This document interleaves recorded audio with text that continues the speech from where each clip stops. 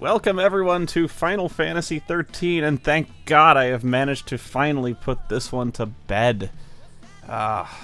Jesus, this has been the culmination of a year's work. It seems like every one of these takes about a year, which, you know, kind of makes sense. It's kind of become my thing now. Every one of these takes about a year, which is fine. You'll have to excuse me. Honestly, I can't really remember much of what I've done in most of these videos. They were so long ago, so I may be discovering what I've done and what hair I had in each one of these videos. But yeah, of any of my videos, I probably say this all the time. Oh, there's the long hair. I'm getting back to that point. I had, you know, I was rough on Final Fantasy VIII. I didn't like it. I didn't like Final Fantasy VIII just because I thought it was a big letdown from 7, and you know, all my friends loved 8 so much, and you know, I kind of started doing this stuff because, you know, these were just the kind of games I grew up with, and I just didn't like them. I thought I'm kind of more of a fan of sometimes of bashing overrated games, and Final Fantasy VIII really didn't deserve that much praise. I don't think it was a horrible game so much. Was especially not in the face of if I'd have fucking known what would come afterwards. My God. And I think what a lot of people don't understand about 10 and even 10-2 is that the system is not the problem. 10 and 10-2 are not bad games; they're bad stories. And I even 10-2, I thought I was one of the few people stuck up for 10-2, but yeah, anyway, so I probably say this all the time whenever I do a commentary, but 13 was fucking brutal, and there's a few reasons why. I get asked at conventions, you know, like, you know, what advice would you give someone who wants to get into, you know, doing online reviews? Well, my newest advice would be don't go fucking YouTube, although I don't know if that's much advice because, like, how else are you supposed to get any kind of exposure? But that's another rant entirely. But my primary advice is don't do RPGs. And it's because the reason this took so long, aside from laziness, no, was because that I had more footage to go through than any other game I've ever had to go through. Not only is this game really, really long because it's an RPG, but because I had almost 3 entire playthroughs of footage to go through. So, you know, you figure this game is 40, 45 hours to 50 hours long. Now you take let's be fair, 2.5 playthroughs of it. Oh yeah, these are my mea culpas from previous games. Yeah, less said about those, the better. Hey, I didn't know what I was doing back then, okay? I think I've gotten a lot better since then. Although, I get a lot of used to be funny, but yeah. Some of it was... I had no idea. I had no idea how much yeah. this series would get. And worse. All hail Vaughn, Sky part of I'm sorry, I started watching this. You know, it really is remarkable how much worse and worse and worse this series would get, and I had no idea. You know, it's honest, like, I probably would not have picked on 8 or even maybe 10, knowing how bad 13 would be, because it's not even fair. It's just so crazy how bad 13 is, and I'm not exaggerating. People think I'm exaggerating when I say it's like the worst. It's the worst written RPG, worst written story I've ever seen in my life, and I'm not. It really, truly is the worst story I've ever seen in my life. If only because, and I know I've gone over this, I'll try to keep it minimal, but because it completely disregards any notion of narrative structure. You know, it follows no rules. No human being in the world tells stories this bad or this structurally incompetently. You know, and of course the entire review series is kind of about that. Anyway, subconscious.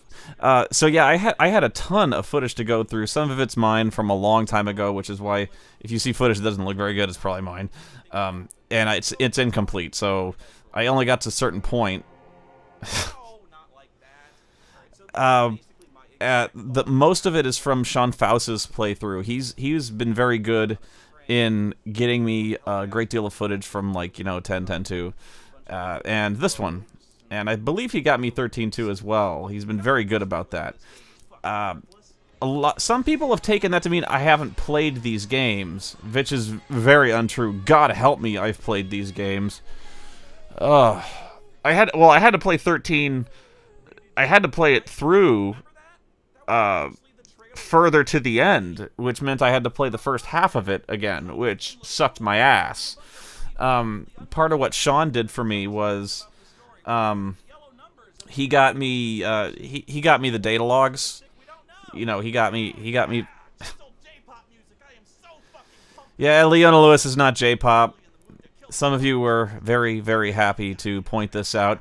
And yeah, hang on a second. Oh, I'm sorry. I was just looking for all the fucks I gave about that, and I couldn't find any. I'm sorry. But I lost track of what I was saying. Right away, this game alienated me from the beginning with the terminology.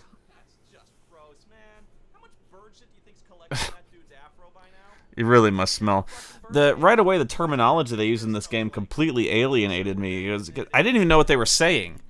I didn't. The words themselves, they were like "Lucy, Falsi," and I'm like, you need to slow down. I didn't know anything they were saying.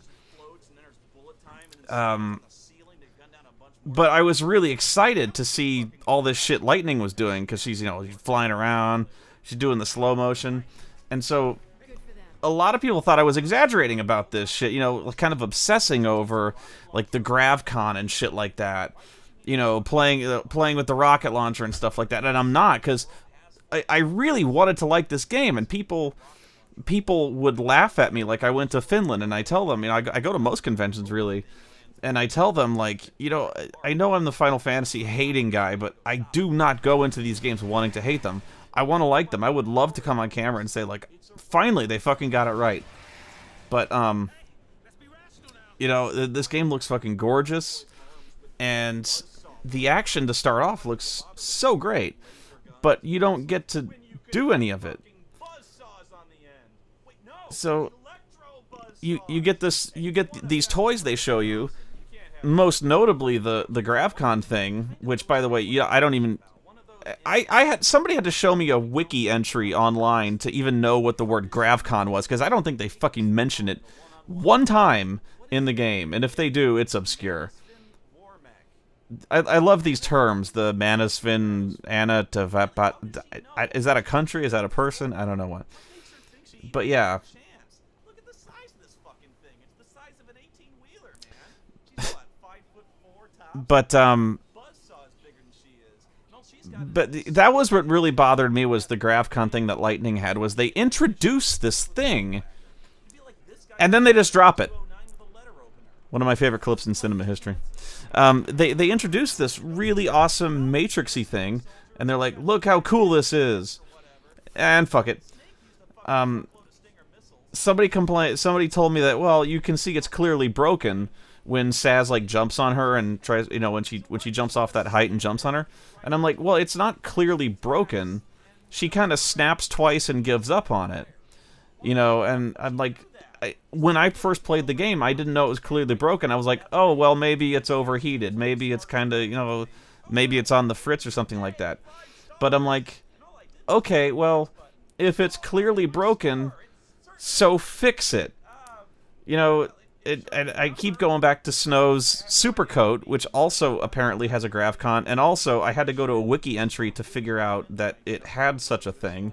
But Snow's coat takes an insane amount of abuse. It gets fucking machine gunned, and in the next scene has no bullet holes in it. But apparently Snow can fix it, but Lightning, a black guy jumps on her back, and that fucking fries her military-grade GravCon hardware.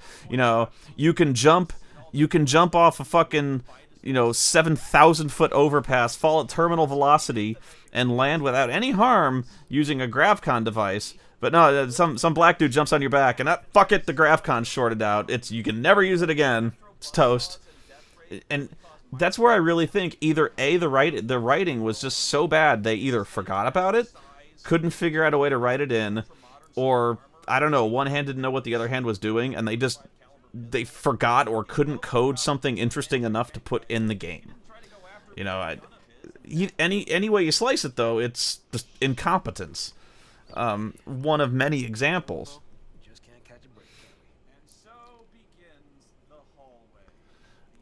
And Final Fantasy XIII is not. It's not the only game to exercise the hallway.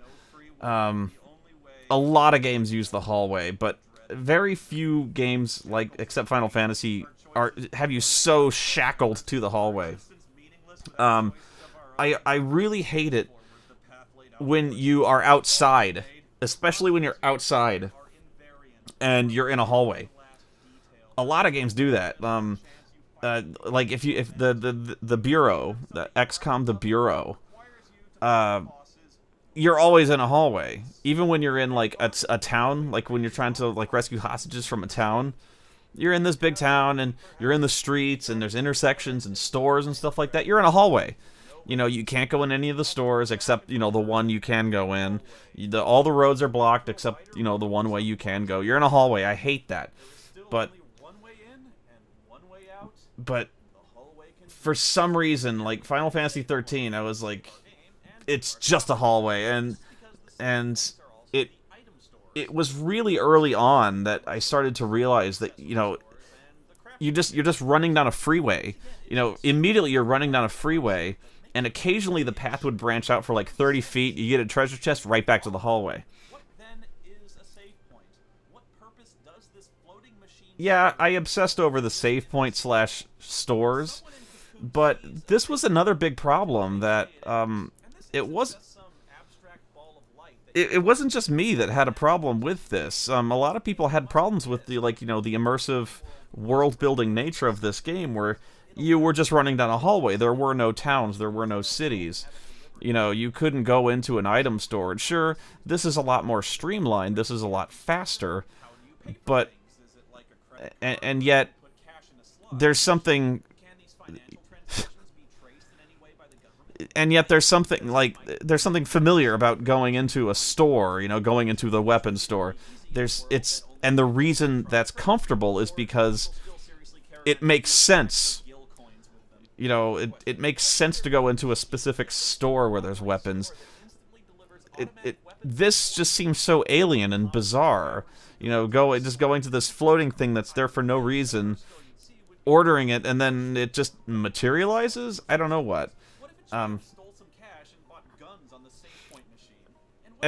somebody said it's kind of why are you complaining there's a weapon store online? What do you want? Do you want everything to be sold online? Are you complaining that there's no grocery stores or sex stores? What if you wanted to buy a dildo? Do you really want to see a dildo store online and stuff like that? So if you wanted it totally realistic, you'd see all these useless stores online. This is just take your fucking weapon store, take your fucking item store, and just go with it. And then there's suspension of disbelief, and what do you want? You want everything in there? And I'm like, it wouldn't be a very good game. Then I go, well, kind of, yeah, I do want that. And it wouldn't be a disaster if that happened, because I played a very good game not long ago that did that. It didn't quite go that over the top, but it kind of did. It's called Yakuza 4, where you're in a city. You can go in pretty much every single building and every single store and buy pretty much anything you want that would be sold in that store, no matter how useless it might be. If you go to a convenience store, you can buy candy, you can buy bottled water, you can buy beer, sake, bento boxes, rice. You can go into a pawn shop and you can buy shit.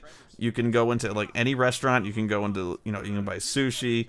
You can buy gelato.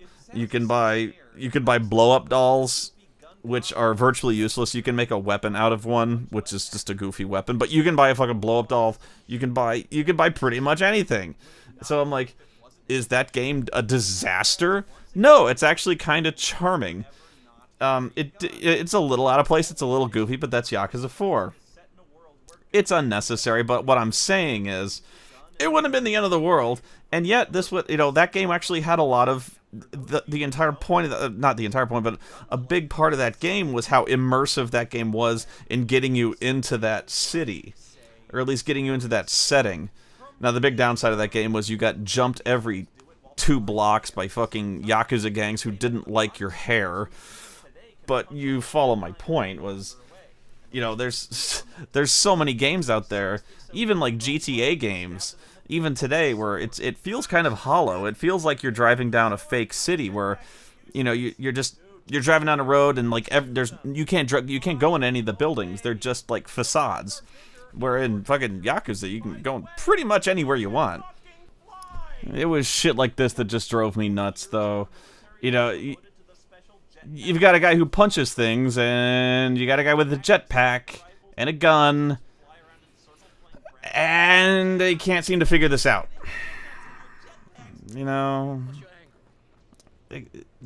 I just think they're so. This is such a simplistic RPG thinking. It's kind of this weird mix of like, this is the way RPGs have been made since the beginning of time, and yet they're trying. And yet, it's almost like every Final Fantasy, they really want to try to reinvent the wheel nowadays.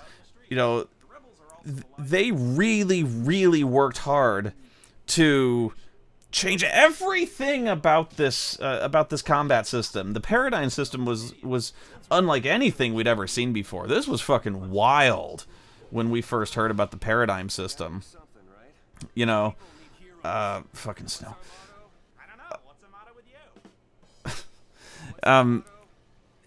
It was fucking wild. We were like, what the fuck is going on? And honestly, not in that good way, but we were like, oh, we'll give it a shot. We wanted to hear more about what this was like, because it wasn't turn-based, and it's the future. We'll give it a shot. Nothing else was like that. And hey, I am all about innovation. I wanted to try it. I wanted to see if it was any good, because this game looked great at first.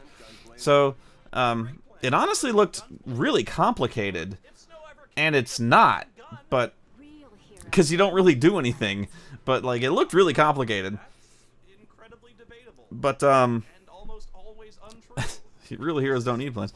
But yeah, you've got this paradigm system, but you can tell they really, really, really, really put a lot of time and effort into designing something that would be really revolutionary. Something that would stand out, something that would change the face of Final Fantasy. And I know that's what they put forward. I mean, I don't know that for certain, but like that almost seems like the talking point. Like we want to Final Fantasy 13 is going to be everything new, So like they're like, fuck turn-based. We don't want that anymore. I forgot where I was. I saw Naked Beowulf and I just got so aroused. No, but I can definitely give it points for innovation and originality, but I just don't think it worked all that well, at least not here. And I'll go into the 13.2. I've actually kind of softened on 13.2 a little bit, at least the combat system, because they actually kind of do a thing in 13.2 where you have the same 2 characters, which is a huge plus, and you have a Pokemon. So it's less about shifting paradigm decks and more about choosing what the third role is. So it's a lot more convenient and a lot more intuitive, kind of choosing who fills in that third role, and there's also a lot of fun, that whole gotta catch 'em all type thing. It's a little better that way. But again, the originality is really interesting to see, but it's so much different that I really think it was alienating to the core franchise, the core audience, that I just think it drove people away. I don't think people followed this one. In fact, I kind of started to get disillusioned at about the halfway point of this series because nobody was arguing with me, really. Like, nobody really meaningfully arguing with me. All the way through 10-2, almost, people would argue with me about this because they really loved the game. And they felt like I was picking on it. I was, but nobody liked 13, really. Almost nobody. I mean, so, like, I was really just kind of wailing on just a pile of shit. And everybody knew it was a pile of shit. And people liked watching me make fun of it. People liked watching me destroy it. But I just kind of felt like I was... It kind of felt like low-hanging fruit after a while. But then I saw Final Fantasy 14, and things kind of got confusing for me. Because, I don't know, the fan base for Final Fantasy is really hard for me to read nowadays. Because it seems like the name still carries a lot of weight. Because it sold out, it was a huge seller. So apparently you can slap the name on anything and people will still buy it. But I really thought I really thought the fan base was almost driven away ever since Final Fantasy XII. I didn't really hate Final Fantasy XII, but I remember hearing a lot of fans pretty much disown the series after 12. Nobody fucking like 12. I seriously have never heard anyone stick up for 12. I think it's because of Vaughn. I don't think anybody liked Vaughn or Pinello, which is weird considering you have Titus. But like, I think it was because like, Titus would always say, "This is my story," and even though Vaughn never actually said that, everyone looked at Vaughn and was like, "This is not your story. What are you doing here?" Because Vaughn had no purpose in that story, and Pinello was just kind of his girlfriend hanging around. And so, like, the entire point of that story was fucking Balthiers and Ashes, but, like, it was just, I'll tell you why they were there, was, honestly, to do exactly what this game needed, to have exactly what this game needed, which was somebody stupid, somebody who doesn't know anything about the imperial politics, or something who doesn't know anything about what's going on outside the city walls, so people can explain to that person what's going on, the audience proxy.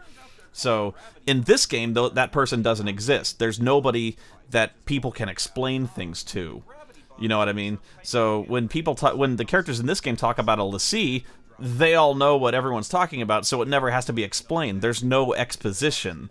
That's why you need an audience proxy. So when somebody goes, "I'm not a l'Cie," there needs to be somebody who goes, "What's that?" Somebody obvious to ask, "What's a paladin?" Who's not the avatar, right? So I've gone on about this in Ultima 9, where somebody has to ask what's a paladin, but it has to be somebody who makes sense. That's why you always have somebody who wakes up out of cryostasis, or somebody comes from space. There's always that guy. Except here. And so that's why Vaughn was in Final Fantasy 12.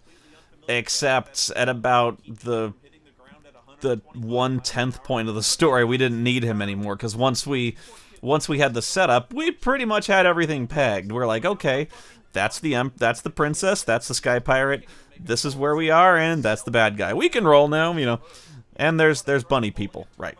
Okay, gotcha. But yeah, I thought people had pretty much just given up after, because not many people liked 10-2. People definitely didn't like 12. And after the disastrous the first outing of Final Fantasy 14, which Square Enix actually apologized for twice, I thought they were done. Even though it sold out. Whatever. It was an MMO. It was a Final Fantasy MMO. The first one was pretty popular. Okay. So I was like, well, it's, whatever. But it was so bad that I thought they were pretty much done. But, no, I think it's still going pretty strong. But, and yet, now, again, I don't know how to read it, because, they're doing 13.3... I don't even know now what they've changed it now, because there was 13 verses, which is now like 13, which is now Final Fantasy 15. They just made it a different sequel. They just made it a different entry in the series. And then there's Final Fantasy Lightning Returns, which at the time of this recording is about to come out. I don't know. So yeah, I can't even keep current with this shit. But when I saw 13 versus 13 now, 50, whatever. When I saw it, it looked like it was ripping off Kingdom Hearts, and my reaction was pretty optimistic. I was like, good, fucking rip off Kingdom Hearts. At least I know that's a good game. Anyway, I should talk about the making of this review at some point. I remember having a really, really frustrating time writing this one, mainly because I had to rewrite pretty much all of it. Part of the problem with writing these reviews was I didn't want to just talk about the plot, even though the plot is horrendously bad. Honestly, there wasn't much plot to it. Like I kept saying, the plot pretty much just stops, and there's almost no second act in this game. You know, it pretty much just sets up, and then they go fight Orphan at the end. You know, the middle of it's just like one long hallway stretch where they go level up. But I really wanted to try to talk about why this game is bad. And that was tough to do because this game is bad not just because of the story, but because of how the story is written and how the story is told. And that was really hard. That's not easy to convey in a video in a comedic fashion. You know, and my first attempt was really, really disastrous. And I also, in my first attempt, I tried to talk about the music, and apparently I was like the only person alive who didn't like the music at all. So I tried to kind of test, I tested the waters on the music front, and apparently I was just out of my fucking mind. So I still don't like the music, but whatever. I thought the tone of the music was just completely inappropriate. You know, I thought the choice of instruments, I thought the string orchestra thing was completely, I'll just go on about it. I thought the choice of the orchestra was completely at odds with the technological futuristic setting. Why would you use a string orchestra in the future? You know, I would have thought you'd use some kind of like techno or electronica or something like that to make you feel like you're in the future. Instead, they went with something almost very like pastoral, something very peaceful, almost like lullaby style type stuff. I just thought, for the most part, the music was very, very much at odds with the action. Very rarely, except in like Snow's theme music, did they ever really actively indulge in like electric guitar, even. Anyway, yeah, I'll go on about I go on about the robes enough in later videos. I'll talk about those later. But the reason this game is bad is because of almost mechanical type things in terms of like, you know, the language of literature. And just from the way I've said it, you're like, how do you make that funny? That's very hard. Or at least I hope I've done it properly. But that's you know, linking that in with the way this, you know, linking that in with telling the story and spreading it out over the course of the series. So, you know, choosing what to say, when to say it, and then linking it in with the way the story is told. You know what I mean? So, like, you know, maybe I'm talking about the costumes. Okay, so if I'm talking about the costumes, which are introduced right away, I'm talking now about, you know, the poor world building. You know, the poor method in which the terminology, the poor ability for them to immerse you in this game world. You know, things like you know, the dudes on the jetpacks. Who fly around when somebody's fist fighting. There's a lot of examples about that in terms of, like, you know, just RPGs. I don't know if I'm making sense, but there's just a lot of things like, you know, choosing what to talk about and when, you know, linking those scenes together so it makes sense. You know, it kind of has a flow from one point to the other. That was very, very hard. I almost had to, like, graph it out.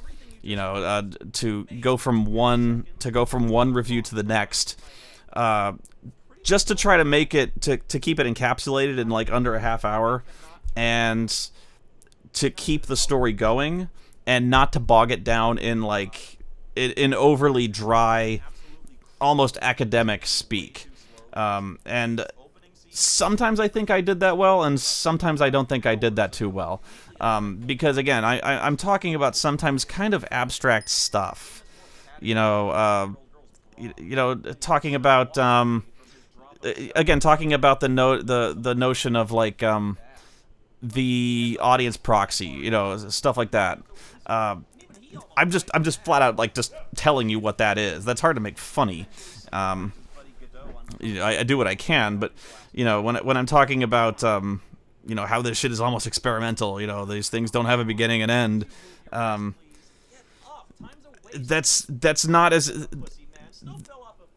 Part of the problem is that what's wrong with this game is not so much... It's not what's on the screen.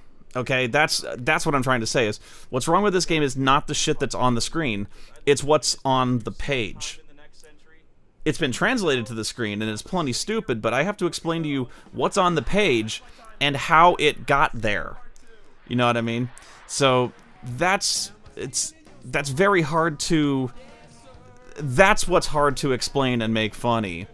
Because now we're talking about the writing process, and that is... You have to make that illustrative through the game footage, and that was really, really hard to write, and that was really, really hard to edit, because I have to make that very visual.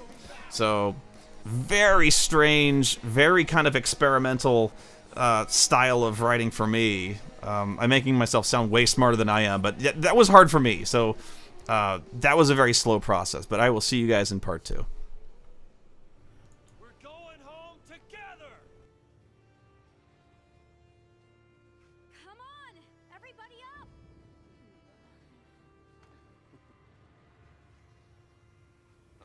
Lay low and you'll be fine. We'll clear out the area. Right. New recruits, on me!